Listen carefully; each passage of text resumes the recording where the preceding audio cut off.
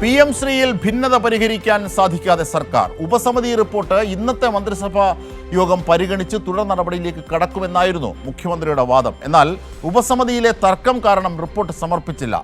താൻ KSUവിനെ അപമാനിച്ചിട്ടില്ലെന്ന് പറഞ്ഞ മുഖ്യമന്ത്രി പക്ഷേ പ്ലീഡർ നിയമനവുമായി ബന്ധപ്പെട്ട് അവരുടെ ആവശ്യം അംഗീകരിക്കുമോ എന്നതിൽ വ്യക്തമായ മറുപടി നൽകിയതുമില്ല.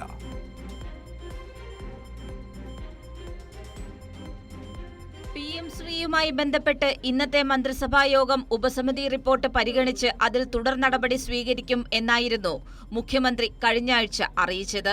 ക്യാബിനറ്റിൽ വന്നിട്ടില്ല, അടുത്ത ആഴ്ചത്തെ ക്യാബിനറ്റിൽ വരും. എന്നാൽ ഇന്നും ഉപസമിതി റിപ്പോർട്ട് മന്ത്രിസഭയ്ക്ക് മുന്നിൽ എത്തിയില്ല. വാർത്താ സമ്മേളനത്തിൽ വരുന്നില്ല, അത് റിപ്പോർട്ട് തരുമ്പോൾ പരിഗണിക്കും. റിപ്പോർട്ട് നിങ്ങൾ കേട്ടല്ലേ, ഞാൻ പറഞ്ഞില്ല.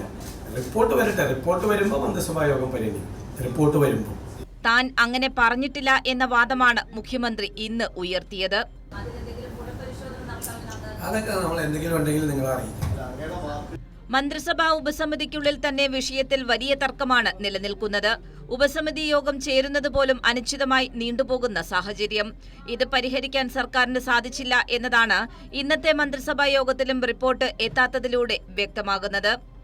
KSU സംസ്ഥാന അധ്യക്ഷൻ അലോഷ്യസ് സേവ്യറുമായി മുഖ്യമന്ത്രി കൂടിക്കാഴ്ച നടത്തിയെങ്കിലും കാര്യങ്ങൾ അനുനയത്തിലേക്ക് എത്തിയില്ല എന്നതാണ് മുഖ്യമന്ത്രിയുടെ മറുപടിയിൽ നിന്നും വ്യക്തമാകുന്നത്.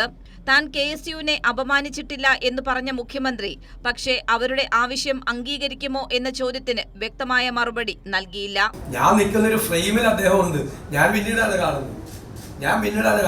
മാത്രമല്ല, അന്ന് രാവിലെ 10 മണി മുതൽ 1 മണി വരെ ഞാൻ എറണാകുളം ഗസ്റ്റ് ഹൗസിലുണ്ട് എന്നുകൂടി എൻ്റെ ഓഫീസ് അദ്ദേഹത്തെ അറിയിച്ചത്. ഇത് 2 മണിക്കാണ് ഈ പരിപാടി. കേവല കോളേജിൽ നടന്ന പരിപാടി 2 മണിക്കാണ്. എറണാകുളത്തെ പരിപാടിയിൽ KSU സംസ്ഥാന അധ്യക്ഷനെ താൻ കണ്ടില്ലെന്ന് പറഞ്ഞ മുഖ്യമന്ത്രി 10 മണി മുതൽ 1 മണി വരെ താൻ എറണാകുളം ഗസ്റ്റ് ഹൌസിൽ ഉണ്ടായിരുന്നുവെന്നും അതൃപ്തി പരസ്യമാക്കി പ്രതികരിച്ചു. ADGP MR അജിത് കുമാറിന്റെ കാര്യത്തിൽ റിപ്പോർട്ട് DGP പരിശോധിക്കുന്നതായും ആഭ്യന്തരമന്ത്രിക്ക് റിപ്പോർട്ട് ലഭിച്ചതിനു ശേഷം അതിൽ തുടർ നടപടി സ്വീകരിക്കുമെന്നും മുഖ്യമന്ത്രി വ്യക്തമാക്കി.